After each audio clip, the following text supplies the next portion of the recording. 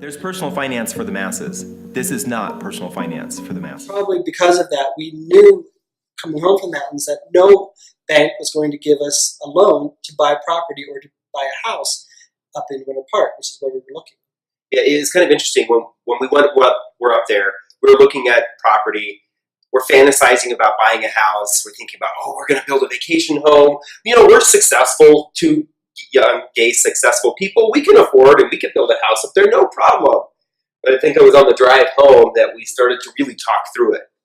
We started to think kind of the way we would talk to our clients. Yeah, and it was never going to happen. And so we probably went through about 2 or 3 months figuring out, what was going wrong. Why weren't we living according to what we knew in theory? Why weren't we living the lives that we should be living? We were making decent money, but you couldn't, infrastructurally, you couldn't tell. But every weekend we were at happy hour. We went out to dinners all the time. We were at the clubs every weekend. I had new clothing every weekend. I was getting $500 to $1,000 brand new wardrobe every weekend. We took a couple of really nice vacations to Miami. I was at Winter Music Conference 2 years in a row before it became too trendy. So I think you had a net total of about 17 years. I had my debt for about 7 years, and we probably paid, because of the disparity in the amount of debt that we had, probably paid about the same in interest payments.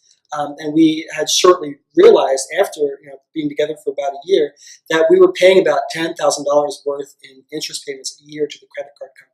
Right. Stop and think about that. What would you do if you had an extra $10,000 a year because you weren't paying that to a credit card company? And so what we're trying to do is to spread the message of fiscal responsibility, because as we learned, when you live a fiscally responsible life, you can actually live a bigger life than what you otherwise would on credit. It's amazing. It seems counterintuitive, but it's a much better life. And now we've moved out of the basement apartment. We live on the 12th floor of a high-rise that overlooks the city and the downtown of Denver and the mountains. We've traveled quite extensively. And so now we're living the lives of our dreams, and we want to share that with everyone. But